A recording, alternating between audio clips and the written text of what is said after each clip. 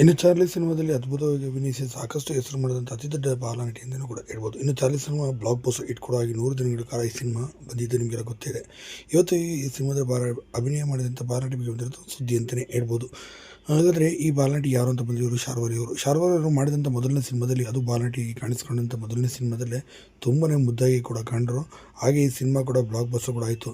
ಒಂದು ಮಾತಲ್ಲಿ ಹೇಳಬೇಕು ಅಂದರೆ, ಈ ನಾಯಿ ಮತ್ತು ಇದೇ ಶಾರ್ವರಿ ಬಾಂಧವ್ಯದಿಂದ ಈ ಸಿನಿಮಾ ಬ್ಲಾಕ್ ಬಸ್ಟರ್ ಹಿಟ್ ಕೂಡ ಆಗಿತ್ತು. ಇಂಥ ಅದ್ಭುತವಾದ ನಟಿ ಶಾರ್ವರಿಯವರು ಬೇರೆ ಸಿನಿಮಾಗಳಲ್ಲಿ ಇಂಥ ಮುದ್ದಾದ ನಟನೆ ಮಾಡ್ತಾರೆ ಅಂತ ಕಾಯ್ತಾಯಿದ್ರು. ಆದರೆ ಶಾರ್ವರಿಯವರಿಗೆ ಎಲ್ಲೂ ಕೂಡ ಕಾಣಿಸ್ಕೊಳ್ಳಿಲ್ಲ. ಇತ್ತೀಚೆಗೆ ಒಂದು ಯೂಟ್ಯೂಬಲ್ಲಿ ಕೇಳಿದಂಥ ಪ್ರಶ್ನೆಗೆ ಉತ್ತರನೂ ಕೂಡ ಕೊಟ್ಟಿದ್ದರು ಪಾಡ್ಕಾಸ್ಟಲ್ಲಿ. ಸದ್ಯ ಶಾರ್ವರಿಯವರಿಗೆ ಓದಿನ ಕಡೆ ಫುಲ್ ಗಮನ ಕೊಟ್ಟಿದ್ದಾರಂತೆ. ಹಾಗೆ ಓದಿನ ಕಡೆ ಹೆಚ್ಚಿನ ಅಭ್ಯಾಸವನ್ನು ಕೂಡ ಹೊಂದಿದ್ದಾರಂತೆ. ಹಾಗಾಗಿ ನನಗೆ ಇಲ್ಲಿ ಸಿನಿಮಾದಲ್ಲಿ ಮಾಡಲು ಅವಕಾಶಗಳು ಸಿಗ್ತಾರೆ ಮತ್ತು ಸಮಯ ಅಭಾವ ಕೂಡ ಇದೆ. ರಜೆ ಸಂದರ್ಭದಲ್ಲಿ ಸಿಕ್ಕಿದ್ರೆ ಮಾತ್ರ ಅಭಿನಯಿಸ್ತೇನೆ, ಆದರೆ ಈಗ ನಾವು ಓದಿನ ಕಡೆ ಗಮನ ಕೊಟ್ಟಿರೋದ್ರಿಂದ ಸದ್ಯಕ್ಕೆ ಸಾಧ್ಯನೇ ಇಲ್ಲ ಅಂತಲೂ ಕೂಡ ಹೇಳಿದ್ದಾರೆ. ಹೀಗಾಗಿ ಶಾರ್ವರಿಯವರು ಸಿನಿಮಾ ರಂಗದಿಂದ ಸ್ವಲ್ಪ ಮಟ್ಟಿಗೆ ದೂರ ಉಳಿದ್ರ ಎಂಬ ಪ್ರಶ್ನೆ ಹುಟ್ಟುತ್ತೆ. ಹೀಗಾಗಿ ಏನಿಲ್ಲ ಅಂತ ಹೇಳ್ಬೋದು ಸಿನಿಮಾ ರಂಗದಿಂದ. ಹಾಗಾದ್ರೆ ನೀವೇನಂತೀರ? ದಯವಿಟ್ಟು ಕಮೆಂಟ್ ಮಾಡಿ ತಿಳಿಸಿ.